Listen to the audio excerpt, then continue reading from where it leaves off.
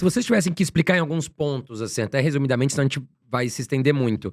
Mas o porquê que o brasileiro deve investir nos Estados Unidos, né? E como começar, na opinião de vocês?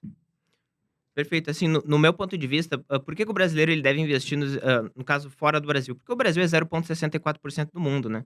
Quando você para pensar em uma pizza, que o Brasil é menos de 1%, né, é 0,64, 0,70, realmente, assim, na realidade seria, enfim, é um pouco, sem noção, na realidade, de manter um capital total ou muito grande. 0,64, você fala em relação ao quê, Otávio? 0,64% do mercado de capitais global é no Tá. Brasil, tá. Quando a gente pensa em renda fixa, isso daí aumenta um pouco, porque a renda fixa brasileira é proporcionalmente um pouco maior, chega um pouco mais de 1%.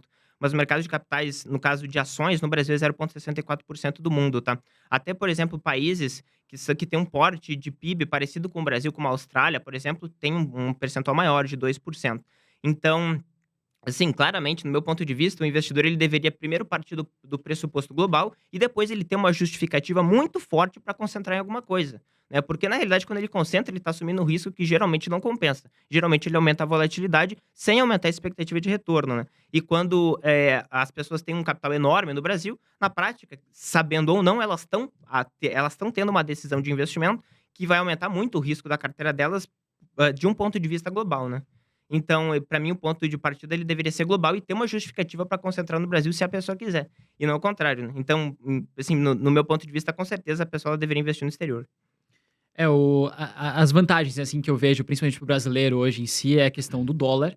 Então, você ter uma outro tipo de moeda, já que o real em si, no mundo, é uma moeda desvalorizada frente às principais, contra euro, libra. Então, você tem que jogar a favor, né? Se você pode, compre um pouco de dólar, euro, libra, porque você vai estar ganhando em cima da sua moeda, da onde você ganha.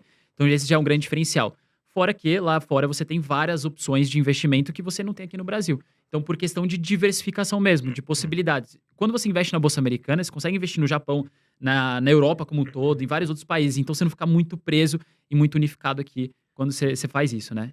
Apenas um outro ponto que é importante mencionar é o seguinte, né, o Brasil é um país que tem uma moeda fraca por ser um país emergente, ou seja, é um país que a moeda vai se desvalorizar em situação de crise, que é uma situação que as pessoas estão mais em um aperto monetário maior, em uma situação de inflação, uma situação de desemprego.